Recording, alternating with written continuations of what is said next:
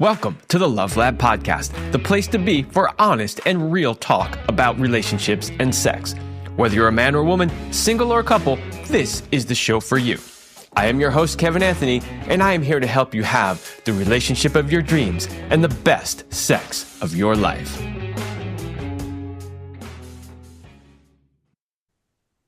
All right, welcome back to the Love Lab Podcast. This is episode 368, and it is titled How to Rewrite the Divorce Narrative. Just before coming on here, I was speaking with my guest, who you can see if you are watching the video on YouTube. And I said, my job as a coach is to try to help people before they get to the point of divorce. However, inevitably, there are some couples where they just get to the point where I can't help them anymore. It's too far gone. There's too much damage that's been done. And there is sometimes a need for divorce.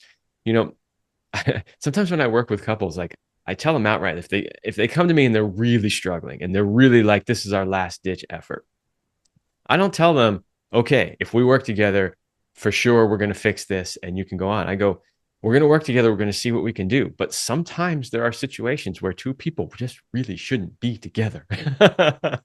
So I don't like when that happens, but it does happen. And in those cases, people need to know that what we're going to talk about in a little while, this sort of old paradigm of what it means to divorce, doesn't have to be that way. There are different ways that you can approach uncoupling. You've heard me use the term on this show before, conscious uncoupling. We tend to use that a little bit more referring to just any sort of breakup, not necessarily divorce. But today we're really going to talk about what happens when you get to that point. Why do people get to that point? Where is that point even, right? Because there's this whole idea that sometimes people stay way longer than they should, which causes more damage than it should. So we're going to talk about that. We're going to talk about, how people can go through this process in a way that is as easy as it can be, as smooth as it can be. And then we're also going to talk about something really important, which is, what do you do after the divorce? Because a lot of times there are children involved, so this person still has to be in your life. So how do you handle that? I mean, there are people out there who their whole job is to just specialize in helping people co-parent after divorce. Like, it's that big a deal. So we're going to cover all of those things and more. And I think it's going to be a really great conversation. So just bear with me for a moment while I pay for this show. Ladies, did you know that the overwhelming majority of men consider receiving oral sex a must in their relationship? Well, of course you did, because men have been asking you for it for your whole life. Do you feel confident in your ability to give great oral sex? If you tend to avoid it because you don't feel like you are good at it, or if you feel that you're pretty good at it, but you want to get even better, then my new Blowjob Mastery course is for you. I have teamed up with the amazing coach Reed Duong of Eternal Love to bring you a practical and easy to follow course that is guaranteed to increase your confidence and skill when giving oral sex to your man. In this course, you will get all the secrets to mastering the art of oral sex with step-by-step instructions and multiple live demos. Go to sacredfemininearts.com/BJ Mastery. That's sacredfemininearts.com/BJ Mastery. I never thought in a million years I would make a course on this. But the amount of positive feedback and women who have come back and said, oh my God, this has helped me so much. This has helped my relationship. I go, okay. It needed to be done, apparently. So go check that out, sacredfemininearts.com/BJ Mastery. And of course, Power and Mastery 3.0, the latest version of the popular men's sexual mastery course. If you're struggling with erectile dysfunction, premature ejaculation, or simply want to increase your skills in the bedroom, then Power and Mastery is for you. Join the exclusive club of men who have taken their sexual performance into their own hands and become sexual masters. Mastering your sexuality is a key component to becoming the man she has always dreamt of and craves. Don't leave your sexual performance up to chance or the throw of the dice. Become a sexual master today by going to poweredmastery.com/sexual-mastery. That's poweredmastery.com/sexual-mastery. The links to both of those courses are in the description. And let me just say this before we start talking about divorce. Ladies, if you really master the art of giving a blowjob, and men, if you really master how to last longer and how to be good and show up in the bedroom the way she wants, you probably won't need divorce. Probably. I'm just saying. There's no guarantees, but there's a good chance. Okay. My guest today is Karen McNenny, and she is working to change the way families navigate divorce. Divorcing families are starving for better outcomes with less debt, destruction, and despair. Through her signature Good Divorce experience, Karen utilizes her training as a mediator and divorce coach to guide couples through the legal process of getting divorced. More importantly, as a trained therapist and co-parenting specialist, she teaches them how to be divorced once the ink is dry. The marriage may be over, but where children are involved, the relationship is forever. As a leading voice in the field of human behavior and relationships, Karen ultimately sees herself as a social activist working towards world peace, one family at a time. Welcome to the show, Karen. Thank you so much, Kevin, for creating an opportunity for all of us to just get better at relationships. Full stop. It's essential in our society. Yes, it is. And I love how you tied what you do into a bigger why, right? Oh, yeah. This working towards world peace, one family at a time. What a beautiful mission that is. Yes. I've spent the majority of my career, 25 years as a business consultant, before adding divorce consultancy. And as a human behavior relationship expert, peace starts at work. Peace starts in the parking lot of the grocery store. It starts with our next door neighbor and certainly with those that we have family and love with. And if we can't get it right at that micro level, we're going to have a hard time getting it right at a macro level. You are absolutely right. Something my wife and I, when we started building all of this together, our work and our podcast and all of that, we sat down and we came up with our mission statement as well. And part of that was this idea of using the work that we do to try to better the whole world, right? Mhm. Because we truly felt, and I still do feel that, it's exactly what you said. Everything is an inside job. It starts right here. It starts at home. If your relationships are better, then you go outside your home, you go to work, you go to the grocery store, whatever, and you act better there as well. So it has this ripple effect, right, out That's in right. the whole world. Beautiful. Okay, let's dive right in and talk about divorce. I know nobody really wants to talk about divorce, but trust me, I think this is going to be helpful. Well, and I'm going to just add, Kevin, just because we're talking about divorce doesn't mean we're going to have a divorce. But I think so often it becomes a taboo and unknown. And then suddenly we find ourselves at the threshold and we have no knowledge. And it immediately becomes a heightened topic because we haven't explored it. Just like when I get on an airplane, the first thing they do is, if this plane should crash, here's the things you should know. And we don't all sit there and think, why does everyone want all these planes to crash? No, I'm pro marriage, pro long partnership, pro family. But just in case, we should be educated about how to exit the plane if it crashes, just like we should be able to find an elegant exit to our marriages should we need it. Yeah, I completely agree. And thank you for bringing that point up, which is that, even if you're not in a place where you're like, I think we're going to get divorced, this knowledge could still be very helpful. It's like having a fire extinguisher in your home, or like you said, knowing how to Mhm. operate the oxygen masks when they come down, knowing what That's to do when an earthquake hits, right? Like whatever it Mhm. is, it's like, okay, I have the knowledge. I know how to navigate this if I ever have to. And that's an important point as well. Absolutely. Let's start by talking about what the current paradigm of divorce is so that we can compare and contrast, right? Because we're Mhm. going to talk about a new paradigm, but let's understand what the old paradigm is like first. Describe a little bit to the audience. What is what we kind of call the current paradigm? Like, how do people usually go about this process? It's terrible. Let's just start there. We are underestimating the impact of divorce on families, and we are negligent as a society in how we support. So let's just start with this statement. Divorce is not a weapon. It's a tool. It's a tool of transformation. And I believe divorce exists so that we can improve a primary relationship when it comes to parents. If you don't have children, you can kind of sever your lives and go your separate ways. But if you share children, you have a forever relationship. Your marriage might be ending, not your relationship. That is going to go on from graduation to grandbabies. And wouldn't it be great if we looked at divorce as a tool of transformation to renovate the family across two homes, not start a dumpster fire and leave everyone with scorched earth? And honestly, again, something isn't going well in the relationship. Let's release ourselves from that so that we can raise our children in a more positive environment.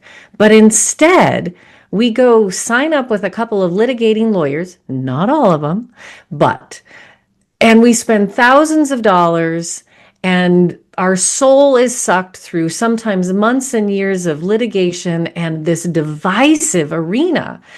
And we leave families worse than when they arrived at the threshold of divorce.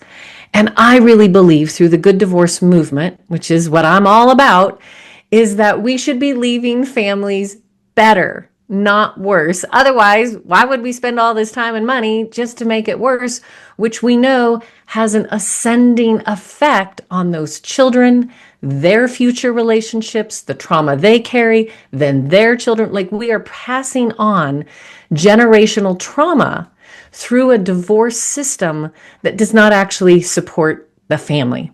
It mostly incentivizes conflict. And God love our lawyers. You are doing precisely what you're trained to do, which is to fight vigilantly for your singular client. And they're doing it in a system that is built on adversary, right?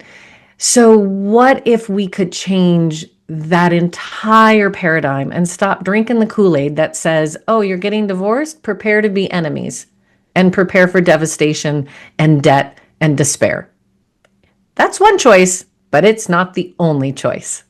Yeah, unfortunately, what we see far too often is that they weaponize the divorce, Mm-hmm. right? I was reading a book. Well, I am still currently reading a book, and because I read a ton of, you can only see part of the bookshelf here. I read a lot of books on relationships and stuff, and people send them to me all the time. Sometimes they just show up in the mail. Like, I don't even know who this came from, right?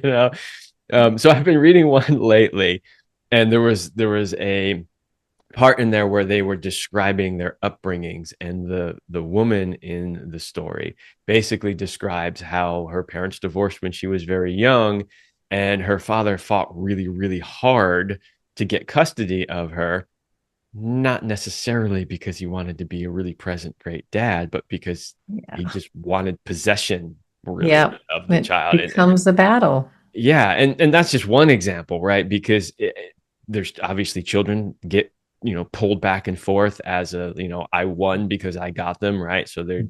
they're just this thing in the middle that's being used to, battle the other person. But money, finances, that sort of thing. Also, it's just like, I'm going to try to get everything I can. People go into fear mode of, I'm going to lose everything, so I got to Yeah. fight as hard as I can. And so this whole procedure of getting divorced becomes this, like you said, this battle, this weaponization of the legal system in order to try to get Mhm. one over on the other person. And And it's someone you had a love story with. It's someone that, right? Our children come from love. Best case scenario. We had a history, we fell in love, we had a marriage, we built a family. And I don't want to be your enemy. I just don't want to be married to you anymore. So let's help people get unmarried in a very conscious, intentional way. And I was recently in a conversation with a lawyer, and they said, oh, family court, no place for a family. And lawyers are not trained, in the art of relationship building. And lawyers are going to help you get legally divorced. They're not going to do anything to help you know how to be divorced through that forever relationship, that we have to, right, have some semblance of it on the other side of the paperwork, because we're going to raise children together, children we love, children who no one else in the world knows as deeply. the love and devotion to that human other than your co-parent. Why would we want to make those two people enemies? Yeah. You know, you said something that I think is really important and something that I was going to share later on. I was just waiting for the right moment, but I'm glad you brought it up now, which is this idea that, one of the things you have to remind people, whether it's an actual divorce or it's just, Yeah. what we call a breakup and a Break transitioning up. of a relationship, is like, pause for a moment and remember, you used to love this person. There Yeah. were reasons why you are together. And if you can maybe just pause for a moment and try to remember what some of those are, that Mhm. could maybe be helpful in navigating this in a less triggered way. I think you're so wise, Kevin. And I would even go so far as to say, leave while there's still love. Oh, we're Leave good. while We're there's going to still get to that. I want to have a whole conversation about that. But love. before we get there, I got a couple more questions about the current state of things. Yeah. So, my next question is, and you were telling me you were listening to another episode I had done with a Mhm. divorce attorney, and I asked her this question as well. So I'm curious what your answer is, which is, what are some of the most common reasons that you see uh, people getting divorced for these days? Well, we can have an interesting chat about this, Kevin, because we're two little relationship nerds. And I think it comes down to compatibility. And in my bigger heart space of human behavior and relationship, which is my area of expertise and the work that I do, we're pulling people out of the river of divorce right now. And it's folks like you and other professionals that are going upstream to help us make better choices in our partnership. And I was joking recently with someone that if I were to go rent an apartment, they would ask to see bank statements and my credit score, for instance, right? But really personal exposing information, but they're not going to rent to me. However, I'm going to choose to potentially raise children with you, certainly be a roommate with you, file taxes, enter into a financial obligation, a business, right? Marriage is a business contract, but we've so over romanticized the whole wedding fairy tale that we forget, how does this person load the dishwasher? Right. And then just take that and fill in the gaps. How do they see, their financial world? What's their relationship to money? What's their relationship to the intimate bedroom? What's their relationship to extended family? What are their thoughts about raising kids? Like, if we could better align our compatibility around some of the really what end up being deal breakers in marriage, then maybe we could reduce. I mean, I want there to be fewer divorces. I don't want there to be, I want to be out of work. I want there to be fewer divorces because starting earlier on, like literally in school and in high school and in college, when we have all these humans captured in what I coin relationship literacy. And we talk about reading, writing, and arithmetic as education, right, in our archaic education system. But what about reading, writing, arithmetic, and relationship? And as a business consultant, no one ever hires me to help them with long division. They only hire me to help with relationship issues in the workplace. And so if there is one thing that leads to divorce, I think it's a gap in compatibility that was not yet recognized or researched early on. I kind of say it's like buying the home without doing the home inspection. Yeah, I completely agree. And in that episode that you were listening to, one of the things we talked about was that idea of these sort of shared values, right? It's That's like right. it's understanding like what are your values, what are their values, and are there alignment in those Mhm. values? I had another guest on the show a while back. His name was Nick. Actually, his book is right up there. It's called Prioritize Us, and he's created a whole assessment to help couples understand where they're at, and you go down and you rank all the things, and then your partner ranks all the major things, core values in life, and then you compare them and you come up with a different score and that sort of things. But the whole tool is to just help people figure this out. I say all the time, I'm Fantastic. like, when you are dating, it's like an extended interview, right? Yeah, it Like should be. it should be. You're supposed to be trying to find out as much Mhm. as you can about this person and where the alignments are and where they aren't. Unfortunately, what do most people do?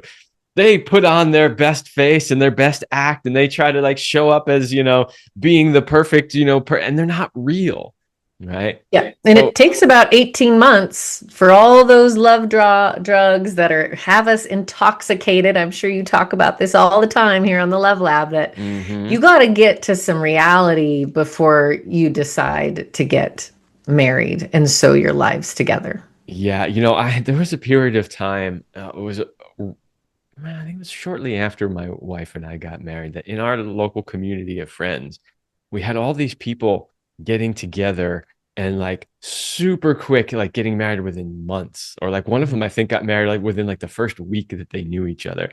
And the crazy thing is everybody in our sort of local community were saying things like, oh my God, this is so amazing. They're so compatible and they're 100% in. And I wish I could be just like them. And my wife and I are over here going, this is Uh, not gonna end well. is this is worrisome. this is very worrisome. I'm trying to be positive, I'm trying to encourage my friends and like you found love and it's amazing, great. And just please slow down. Well, Yeah. here we are a decade later.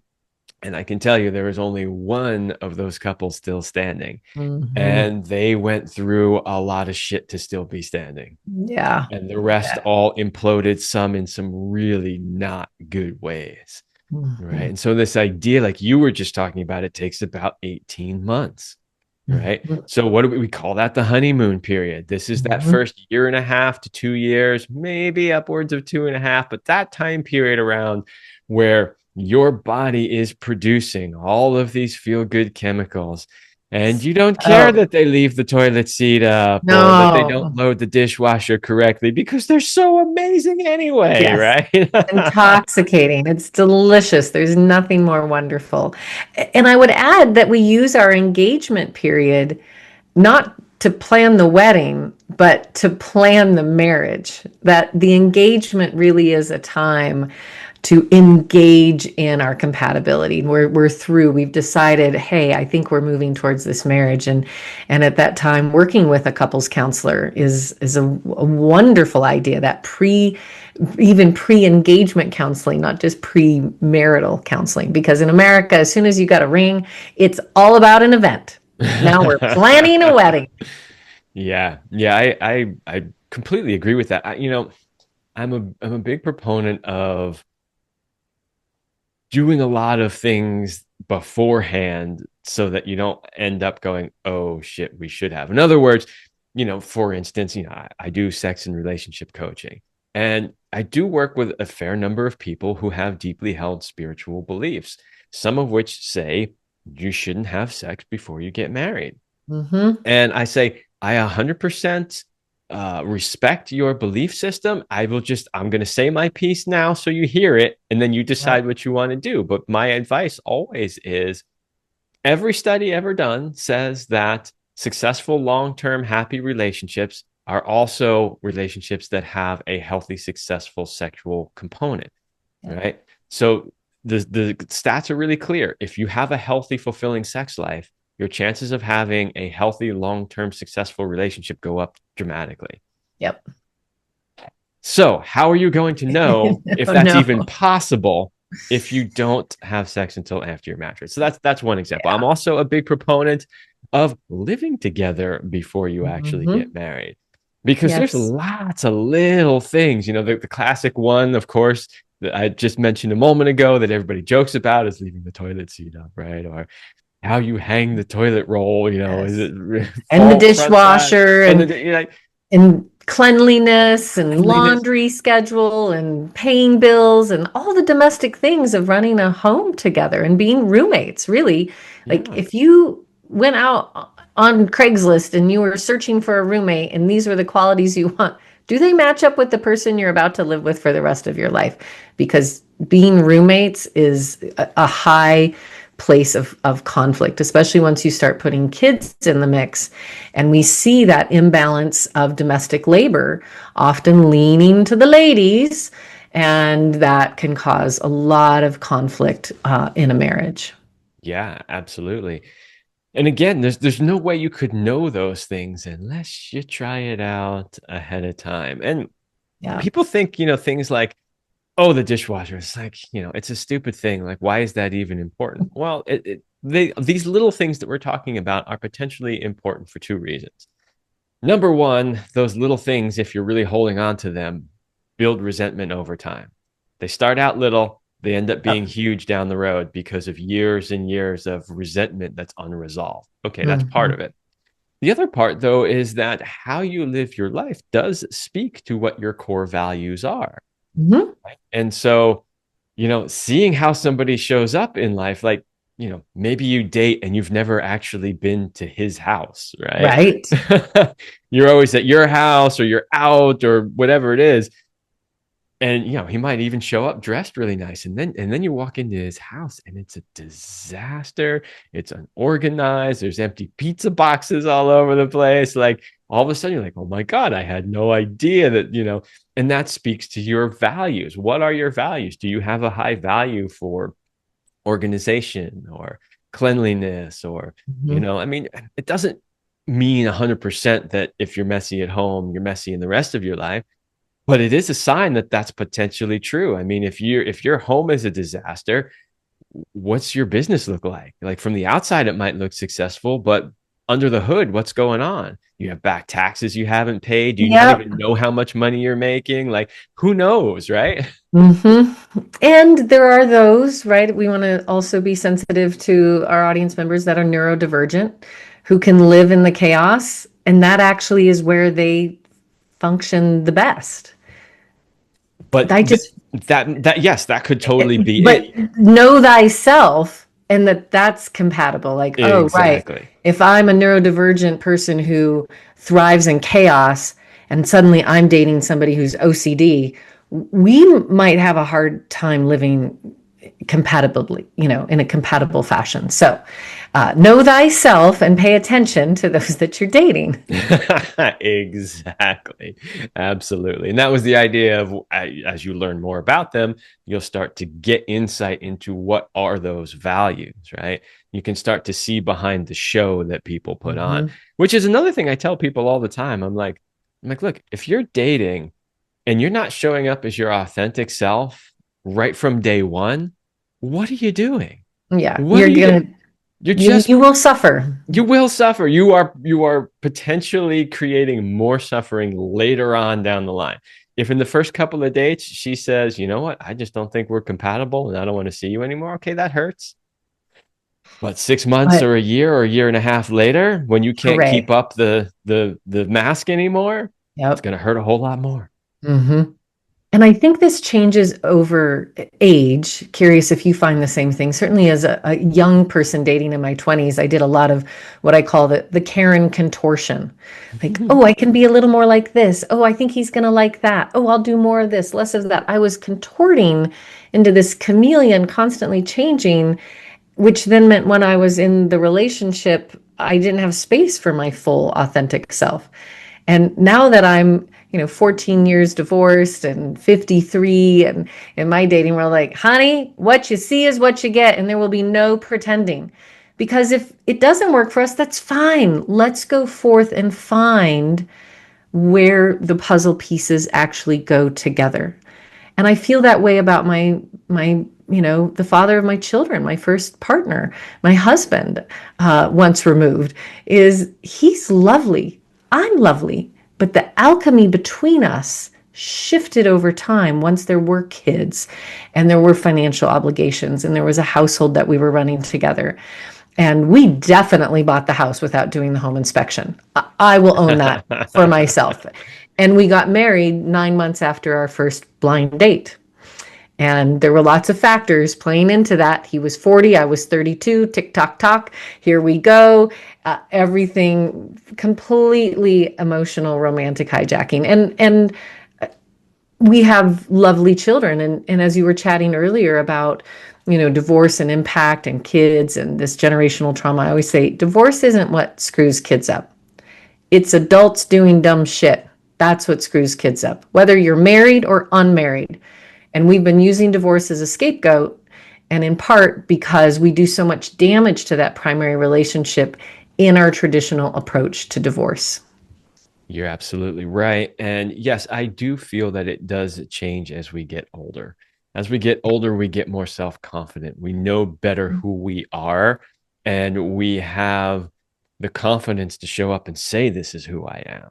Yes. Right. And so and we've also experienced what it's like to either play games or have games played on us, and we lose our tolerance for that. Yeah. And It's you so, also mentioned a little bit of that, like TikTok, the clock yeah. thing. Like we also tend, when we're older, to look at it and go, I don't have time for games. Like I got to figure this out. Yeah. And for young women in their early 30s, my ovaries don't have time to screw around. Or I'm happy to say yes to this because my biology is overriding my logic. Yeah, and Procreate. most people they have a hard time recognizing that, because when the biology is driving, they think that it's their own thoughts or desires, but it's really just the biology driving. So bringing awareness to that is hugely important, and Yeah. something that not everybody has.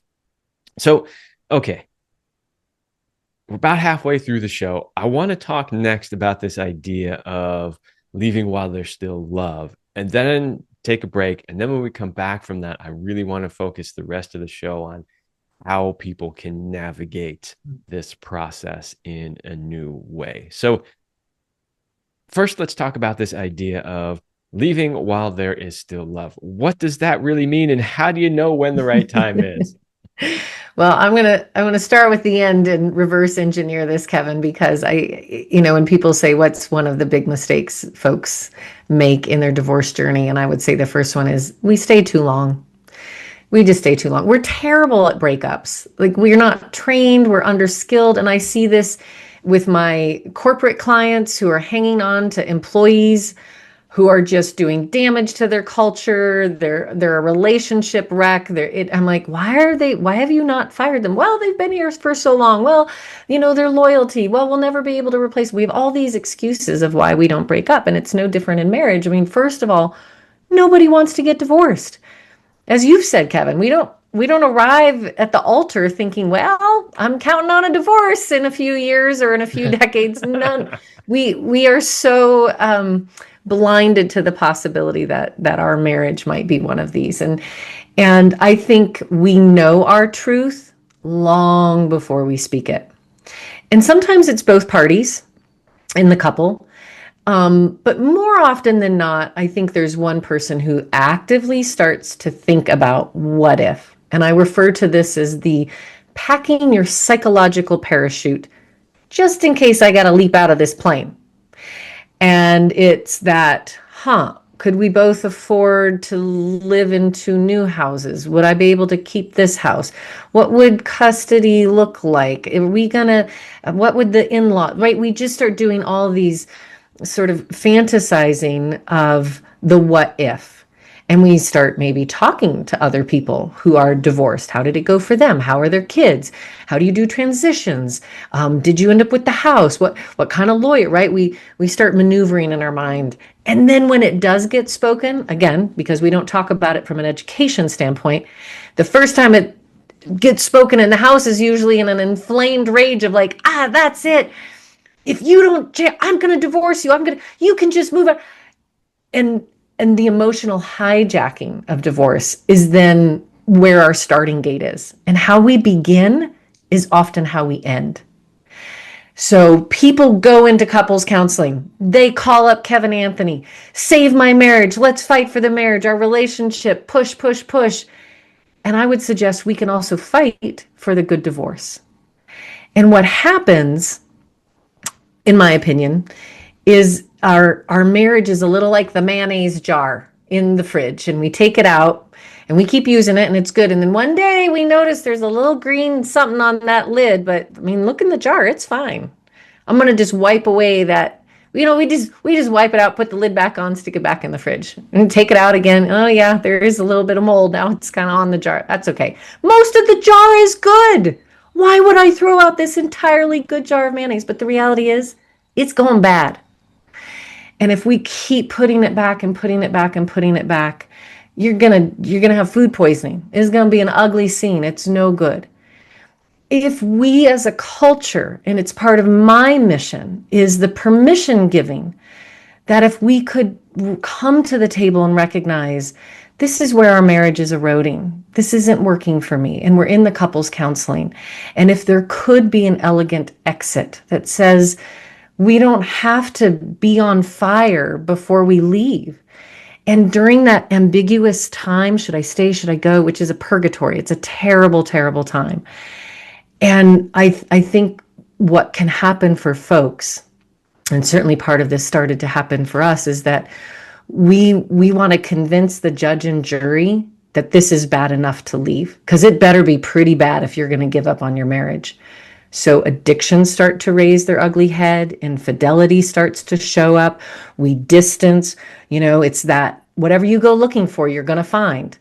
And if you're building a case to leave your marriage, you never this. How come you don't? We just become a house full of bickering, angry people where more and more problems start to present themselves. So now I can turn to maybe it's the church, maybe it's my parents, maybe it's the children, it's whoever is the judge and jury in our mind, and say, do you see how bad this is? Of course we have to. Of course I'm leaving him. Of course she's been.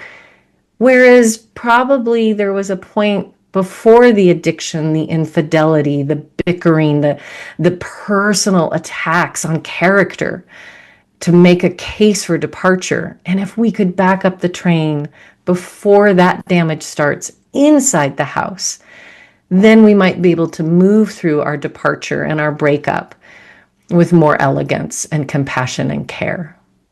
You just hit on something that we see often in relationships, which is the idea that, relationships that still have good components to them are Yes. the hardest ones to walk away Yes. from.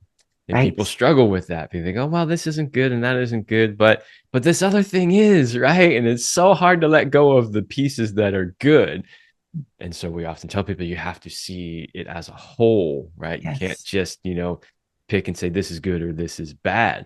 But when people are confronted with that situation of, well, there are things here that really aren't working, but there are some good things, and I don't want to let go of that.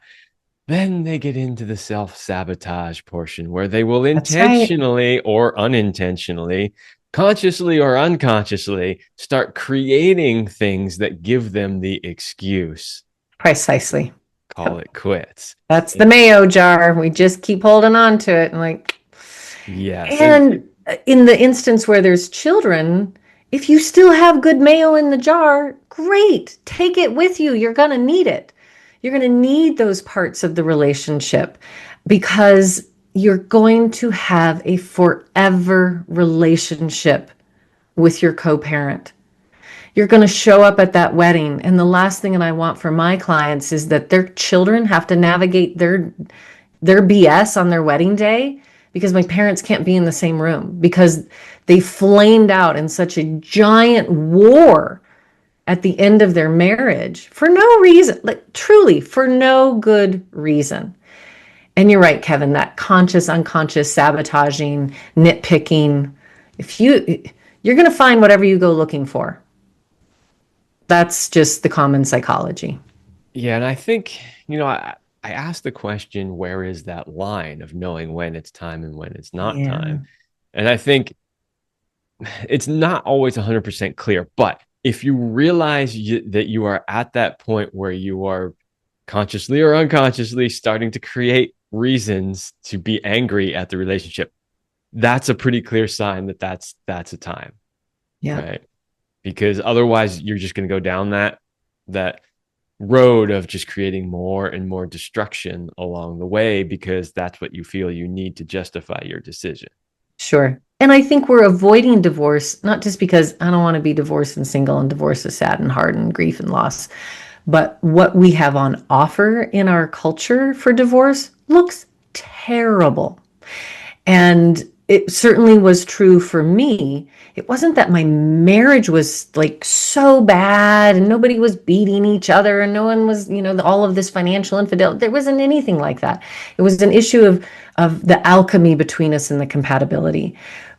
But divorce, I'd rather die than go through like a dumpster fire, ending up with $30,000 in debt.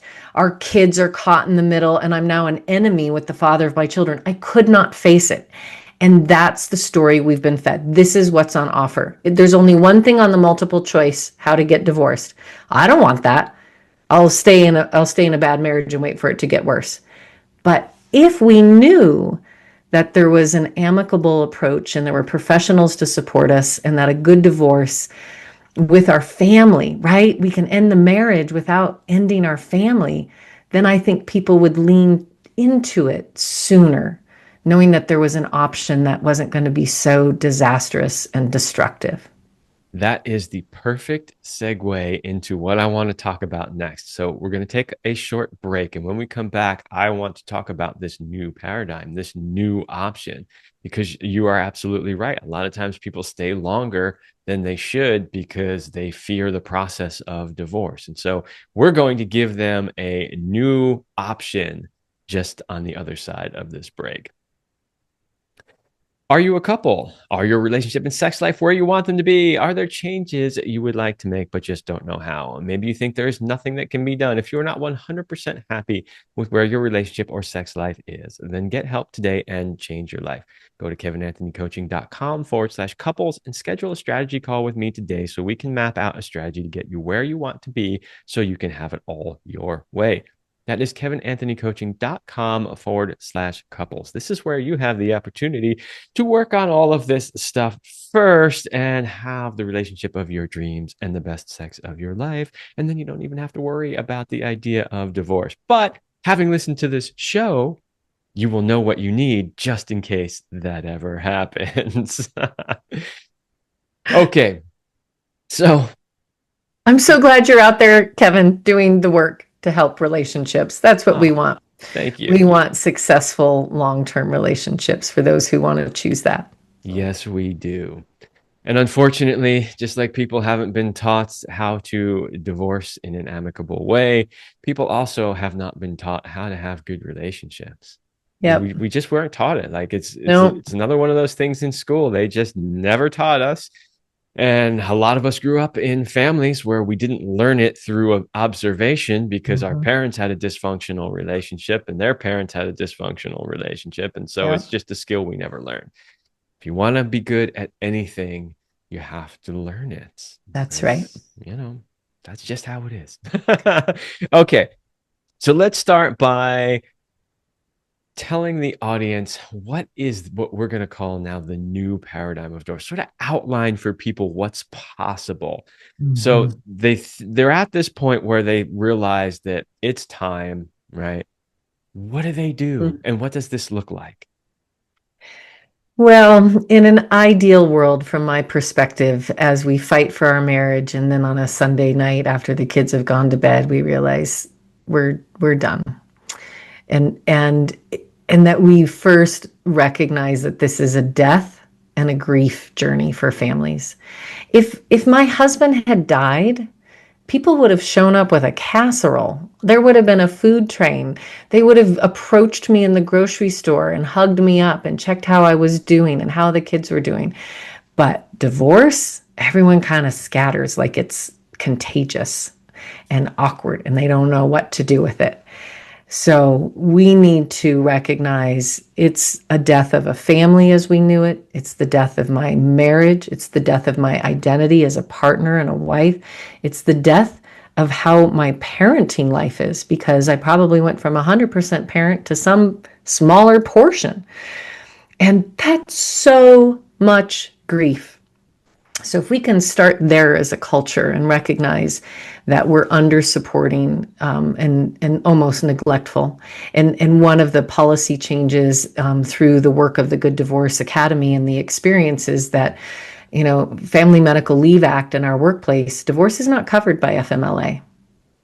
And we know it is like the second most stressful, traumatic event for people, second to death of spouse, death of child. And then we have divorce, but we're going to skip over that.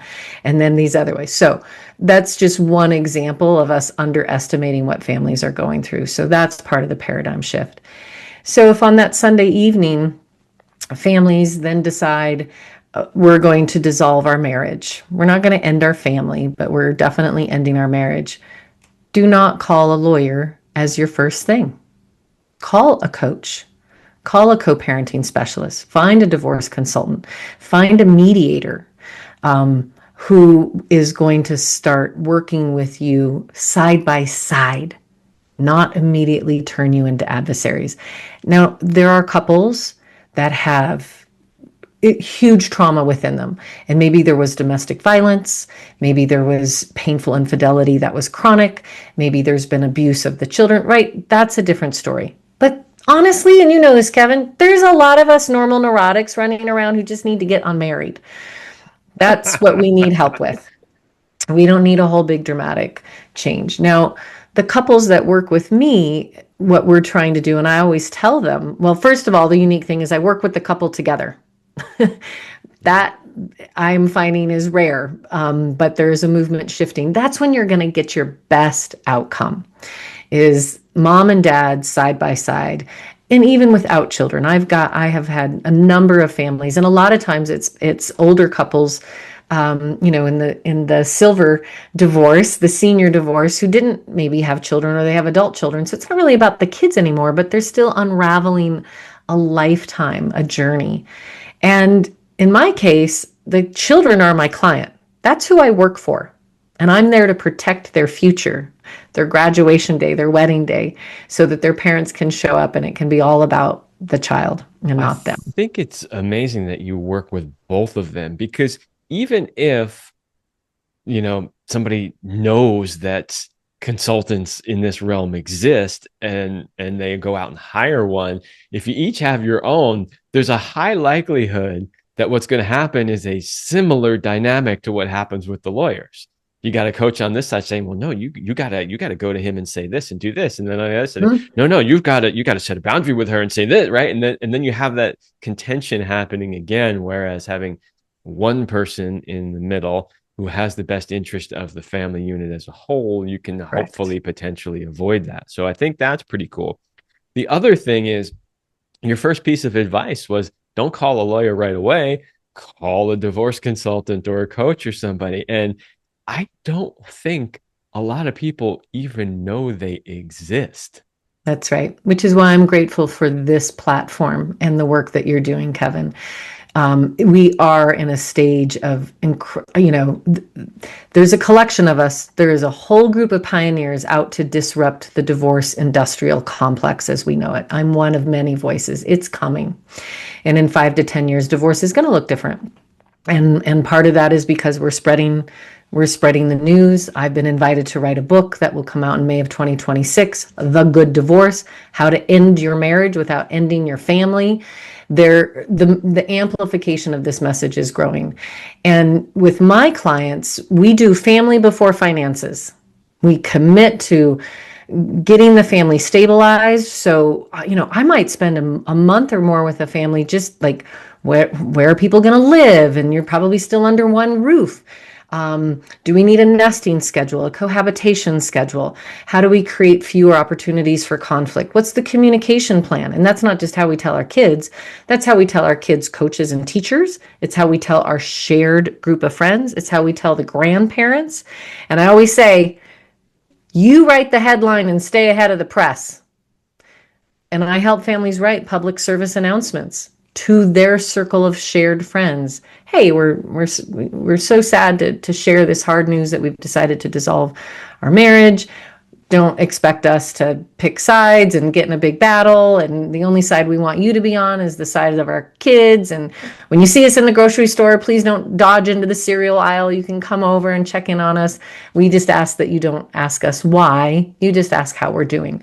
So I train the couple to train their circle of support Because it might be grandpa who's like, what do you mean you don't have a lawyer yet? You're going to get screwed. You got to lawyer up. I'm like, oh, we have to do a lot of re-education. Yeah, years ago we weren't married, but I did exactly that. I had been with a partner for a number of years, and we lived together for a number of years. And at a certain point, we decided we wanted different things from life. We were still both young. I mean, still in our 30s, I think.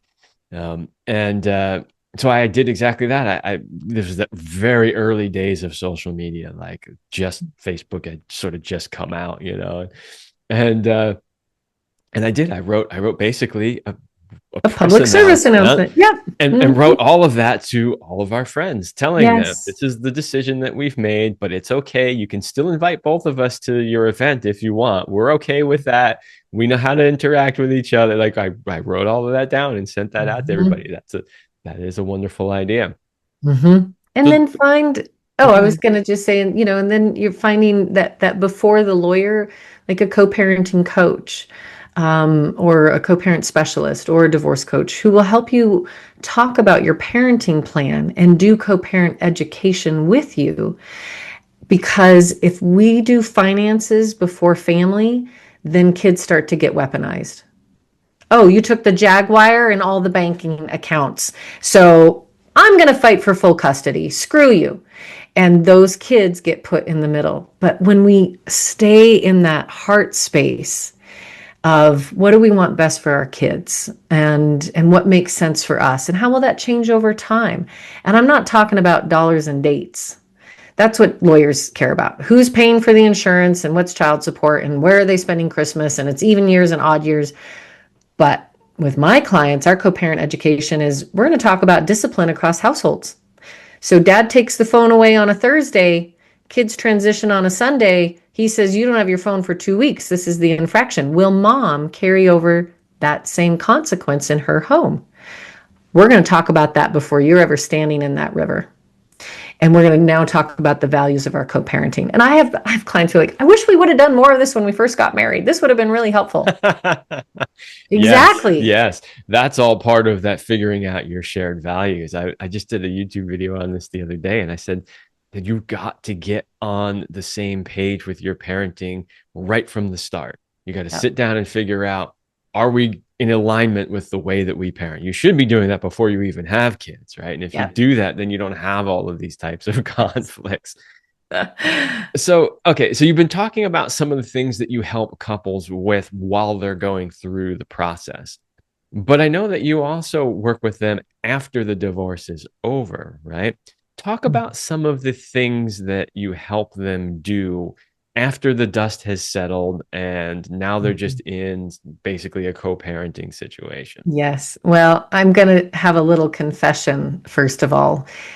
Early in this work, I took co-parenting counseling clients, which were referred to me from other specialists who caseloads were full, and I'm here guiding people through the good divorce experience, and it's graduation day, and they sign their paper, and we have sadness, but we have relief. We're not in debt. They're doing pretty good, but these couples that were coming my way is because they're in high conflict 2 or 3 years post divorce. Sometimes the judges are like, you got to go find co-parent counseling. I don't want you back in my courtroom. Or it's a couple who's like, we're just still really struggling and we're not communicating and our kids are suffering.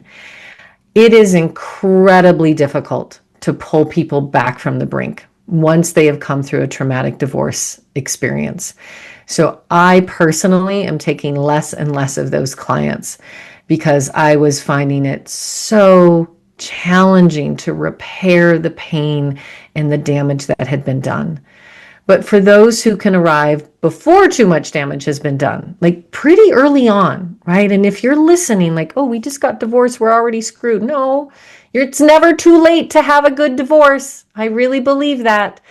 And if both of you come to the table with, we need co-parent education. So that is going to be things like communication. One parent wants everything on text. Someone else wants everything on email. Someone writes a book. Someone wants 5 sentences. So we actually talk about that. We might set them up with a co-parenting app, such as Our Family Wizard. Which you can put all your communication on our Family Wizard, your calendar of residential schedule, doctor's appointments, and basketball games, as well as track all the money that's going back and forth between parents. It's great. I also recommend people to Parent Team, TEAM, not Parent Teen, ING, but Parent Team. And my colleagues, Brandon and Jennifer here in Montana, have a wonderful online curriculum that you can work through together, self-guided video, so you're learning those skills. We also might need to go back and talk about some of those things like consequences across homes. At what age do we feel comfortable with our children getting their driver's license and driving? Curfews. Younger age, it's sleep hygiene. We know our kids do better when they go to bed at 8 o'clock in both homes, not 8 o'clock one home and at 11 o'clock the other home. Food, right? Now, I might want my kids to have a good protein hot breakfast every day, and my partner's feeding them Fruit Loops. There's a point at which you're not in charge. You're not in charge of that home and you can't micromanage it and it will lead to conflict. But if we can get people back into co-parent education, then they can talk about that in a mediated way. You know, I'm a certified mediator as well as a divorce coach and a co-parenting specialist, and mediation work I've been doing in corporate America for years. So it's project management. I'm just bringing the same skills over here. And often when you have a third person who can help you hear each other, and you know this, Kevin, it's just relationship dynamic. Sometimes we're just, it's like the teacher and Charlie Brown. Wah, wah, wah, wah, wah, wah, wah, wah, wah, and I can translate. So what I'm hearing Dad say is that his budget is really tight right now, which is why he ends up with more processed food in the house. Now I'm wondering if there's something we can do to shift that, right? Let's look, and it puts them in a place of problem solving and brainstorming on behalf of their children. The other thing that I sprinkle in when I'm doing co-parent coaching is to soften their heart towards each other. So a lot of times we'll end a session and I'll say, Kevin, can you identify something that the mother of your children does that you don't do, right? That isn't one of your parenting superpowers that you really appreciate. And suddenly mom hears you say something that she didn't even know you recognized. Oh, mom is so great at making friends with all of the kids' parents. So they're very involved and there's lots of activities. And I say, Mom, what do you notice about Kevin?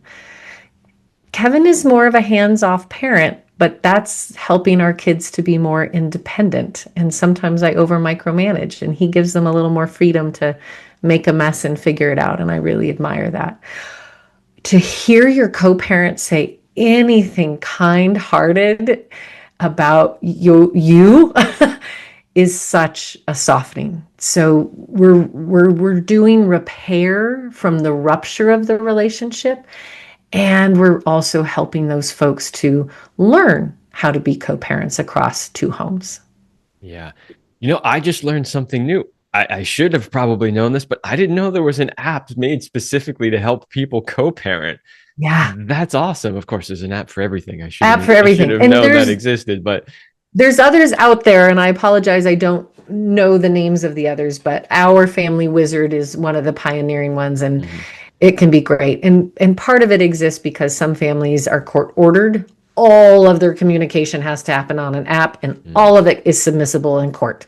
Yeah. So, and it has a tone meter when you write a message like, that's a little snarky, let's soften it up. So the AI in it Oh, that's great. is also helping your success. I'm immediately going to recommend that to a few people I know who need it. I have a couple of friends that are still in this paradigm where they're divorced and they're co-parenting and their kids are still somewhat young and they are struggling with a lot of all the things that you just said, which is like, you know, I make sure the kids have this diet and then they go to dad's and he's like, eat whatever you want, right? You know, so there's still a lot of that happening. So good to know that there are other resources like that There's to apps and help. there's co-parenting specialists and coaching available out there. And I'm always happy to work with couples who come to the table ready to learn and wanting something to change. Sometimes I've had couples who are just there to fight the process and check it off the list and said, we did it, Oh but boy. nothing's going to change. Well, you That's know, that's why hard. when I do what I call strategy calls with clients, you know, obviously the client, the potential client is thinking this is where they get to see if they want to work with me. but I'm doing the exact same thing. This is where I get to see if I want to work with Yes, them. absolutely. I mean, ultimately, at the end of the day, if I feel like I'm not going to be able to help somebody, then I don't want to work with them because it's not about the money. It doesn't do me or you any good. You don't get the help that you want, right? You walk away going, I paid this guy this money and, we're no better off, right? And then Yep. you go around and say, oh, this guy doesn't know what he's talking about, right? Like, if I don't feel like I can help you, I don't want to because it Very doesn't do either wise. of us any good. Yep. Okay, so we are out of time, unfortunately. And honestly, I asked you about a third of the questions I had We written just for got so this. much to talk about, you and I, Kevin. It's such a just a really rich discussion. I appreciate that so much. Yeah, me too. In an hour-long show, there's only so much that you can do, but I think we did a pretty good job of showing people what the current dynamic is, letting them know that, they can leave earlier than they think, and that if they do, they're potentially uh, avoiding a lot of problems down the road. And then I think we gave them a taste of what it's like to potentially navigate this situation through this new paradigm that we're talking about.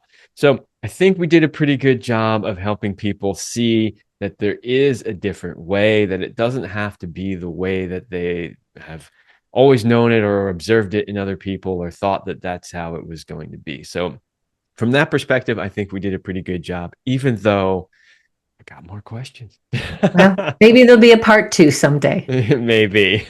Before we wrap up, however, please tell everybody how they can find out about you and your services.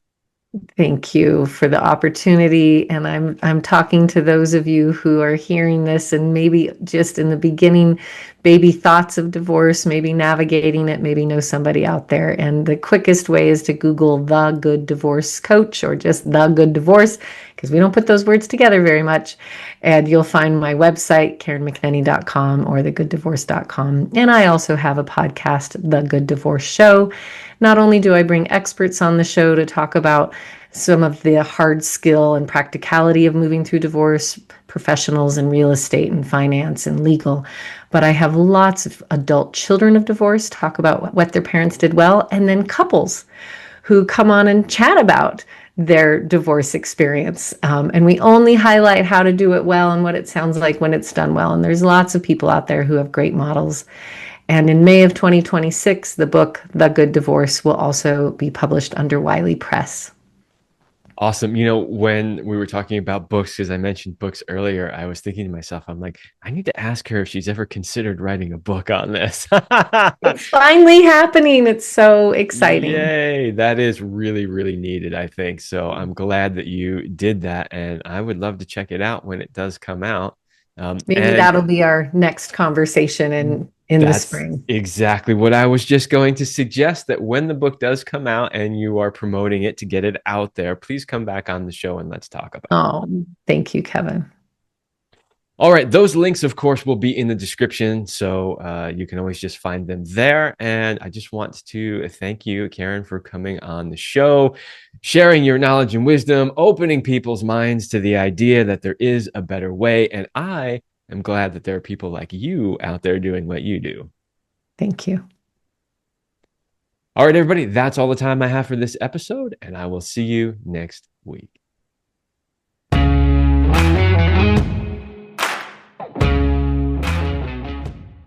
I hope you liked this episode of the Love Lab podcast. If you enjoy this show, subscribe, leave me a review, and share it with your friends. And for more free exclusive content, join me in the Passion Vault at kevinanthonycoaching.com/vault. That's kevinanthonycoaching.com/vault. Thanks for listening. And remember, as Celine used to say, you're amazing.